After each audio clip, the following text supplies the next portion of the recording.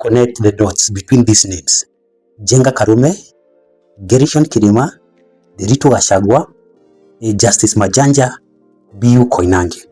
Those 5 men went silent quite long time, but there is one common thing that we can learn from them.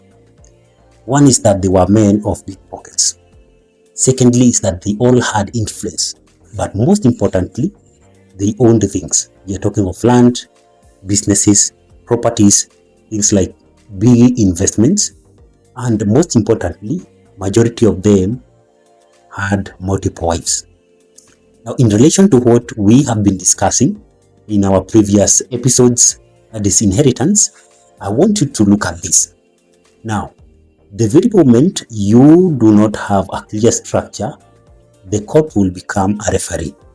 I'm talking this because we have seen some of their cases dragging for more than 40 years. And you can imagine where are the beneficiaries. If a court case has dragged for more than 40 years, you can bet that most of them or some of the beneficiaries will actually die without even having benefited in any way with your estate. And what you'll find is that what we know or what we already use, we either do a will, others do trust, while others dies intestate. When you die intestate or without a will, what we know is that the court will become your will take over and will help your family divide the assets. Sometimes you find, yes, you die with a will. Unfortunately, when there is dispute, those wills, you might actually find the court disregarding them and telling you to start or helping the family rather to divide the assets afresh. Now, there are other people among that list I've named who did this, had a hybrid structure, that is hybrid of will and trust. But the biggest challenge is when you do a private trust, it always comes with some risks. For example, while appointing the trustee, most likely you will appoint people you are almost of the same age or people who you really trust. Could be people or friends whom you've grown up together. Now, unfortunately, that lies a challenge. If they are of your age, the sooner you the very moment you go silent, out of maybe old age, even then they might also follow you. Now, who gets to be appointed as the new trustee? You will find that the children of your trustee will most likely take over.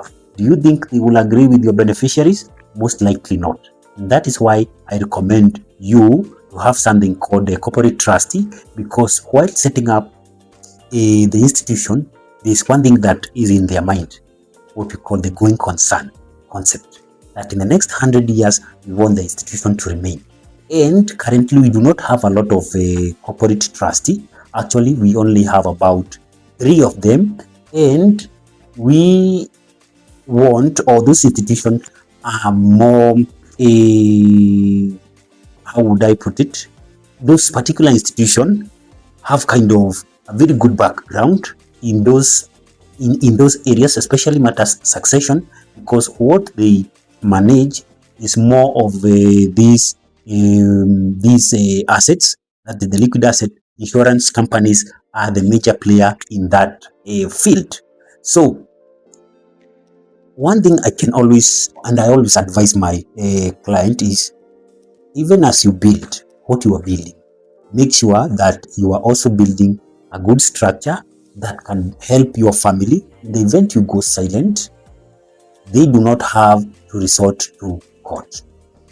You will actually discover that 30-40% of what you have accumulated will go to the unintended people or parties. Yeah, and we want every asset which you really sweat so hard to get to go to the rightful person. That is the essence of a trust, because it makes sure that whatever you accumulated goes straight to the people you feel or you had in mind And secondly, the vast wealth you may have is invested, because what you'll discover is you could be in business. Unfortunately, your partner or your spouse has no interest in the area you are in. So the very moment you close your eyes, who actually takes over? The business could be taken over by people who also don't have a similar passion or a similar interest. So the power of a trust is that it makes sure that the people who takes over business actually continues with the legacy you had built, right?